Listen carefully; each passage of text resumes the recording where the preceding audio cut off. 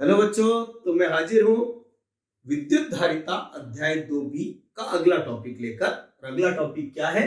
तो पराविद्युत पदार्थ। आपको याद हो तो इस अध्याय में जब हम संधारित्र पढ़ रहे थे तो बार बार ये बोलते थे पराविद्युत पदार्थ। पराविद्युत पदार्थ मतलब संधारित्र की प्लेटों के मध्य या तो क्या भरी थी वायु, या हम क्या भर देते हैं पराविद्युत पदार्थ। अरे तो ये पराविद्युत पदार्थ है क्या भला? तो आपकी जानकारी के लिए बता दूं बच्चों कि पराविद्युत पदार्थ एक प्रकार के कुचालक होते हैं। कुचालक किसे कहते हैं? जिनमें विद्युत धारा प्रवाहित नहीं होती। तो जिनमें विद्युत धारा प्रवाहित नहीं होती उन्हें कुचालक। तो फिर पराविद्युत क्यों बोल रहे हैं? तो उसके पीछे कारण है ये विशेष प्रकार के कुचालक है। और कैसे कुचालक हैं?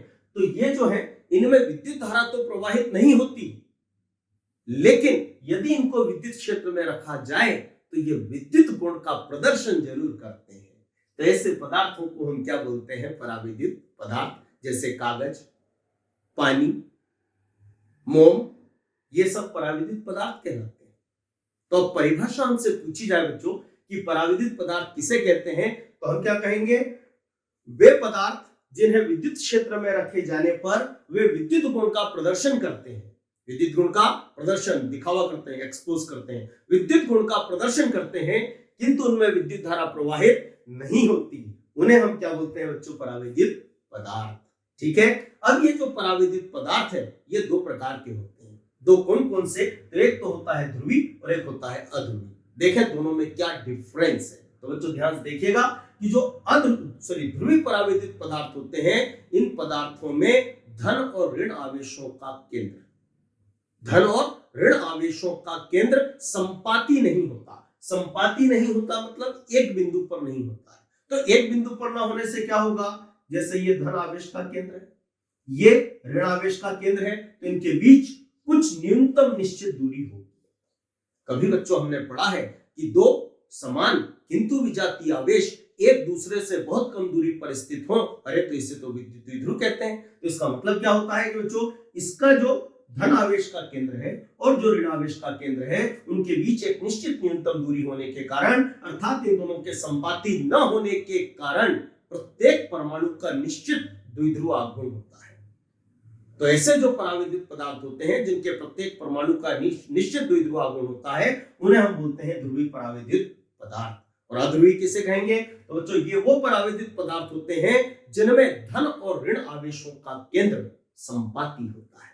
और संपाती होता है मतलब एक बिंदु पर होता है। एक बिंदु पर होगा तो क्या होगा कि उनके बीच की दूरी जीरो हो जाएगी। और यदि जीरो हो जाएगी तो आपको याद हो बच्चों, कभी हमने पढ़ा है कि द्विध्रुव आघूर्ण स्मॉल p बराबर q इंटू 12 होता है, जहां 12 दो समान किंतु विजातीय आवेशों के बीच की दूरी है। और यदि ये दूरी शून्य होगी तो द्विध्रुव आघूर्ण भी बट नेचुरल क्या हो जाएगा? शून्य। तो ये वो पदार्थ होते हैं जिनमें धन और ऋण आवेशों का केंद्र संपाती होने के कारण इनका निश्चित द्विध्रुव आघूर्ण नहीं होता, मतलब इसके प्रत्येक परमाणु का द्विध्रुव आघूर्ण शून्य होता है। इन्हें बोलते हैं अध्रुवी पराविद्युत पदार्थ और इन्हें बोलते हैं ध्रुवी पराविद्युत पदार्थ। अब आपको याद हो बच्चों तो कभी हमने पढ़ा था कि पराविद्युत पदार्थ का उपयोग करने से विद्युत विभव का मान घट जाता है, विद्युत क्षेत्र की तीव्रता घट जाती है और धारिता का मान बढ़ जाता है। प्रश्न उठता है ऐसा क्यों है? इसके पीछे कारण क्या है? तो ध्यानपूर्वक समझिएगा। जैसे हमने एक संधारित्र दिया बच्चों, ये संधारित्र में दो प्लेटें होती हैं, ये धनावेशित है। ध्यानपूर्वक समझिएगा, ये धनावेशित है और इस पर विद्युत प्रेरण के कारण कौन सा आवेश आया? माइनस। बाहर कौन सा आवेश आया? प्लस, जिसको हमने क्या कर दिया? भूसंपर्कित कर दिया है। अब बच्चों ध्यान से देखिएगा, मान लो हम इन दोनों प्लेटों के मध्य पराविद्युत पदार्थ को रखते हैं। तो जैसे ही पराविद्युत पदार्थ को रखेंगे तो उसमें क्या होगा?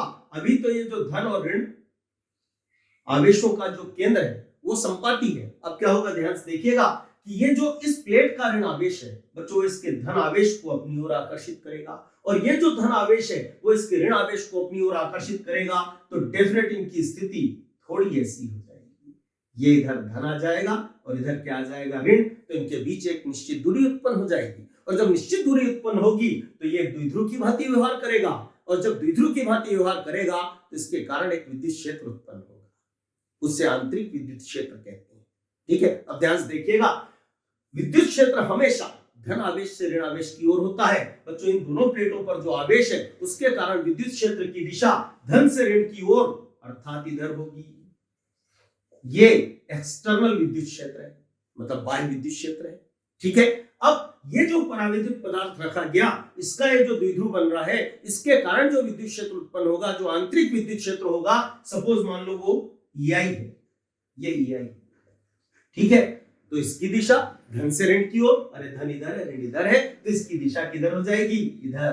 तो ये जो विद्युत क्षेत्र आंतरिक उत्पन्न होगा, अब यदि हम इन दोनों की परिणामी तीव्रता ज्ञात करें, मतलब परिणामी विद्युत क्षेत्र ज्ञात करें, तो डेफिनेट इसमें से इसको घटाना पड़ेगा क्योंकि इनकी दिशाएं विपरीत है। तो इससे क्या हुआ बच्चों कि इन दोनों प्लेटों के मध्य जो विद्युत क्षेत्र की तीव्रता होती है वो घट जाती है, और जब विद्युत क्षेत्र की तीव्रता घटेगी तो बच्चों हमने कभी पढ़ा है कि V बराबर E/D होता है, और जब E घटेगा तो डेफिनेटली V भी घटेगा।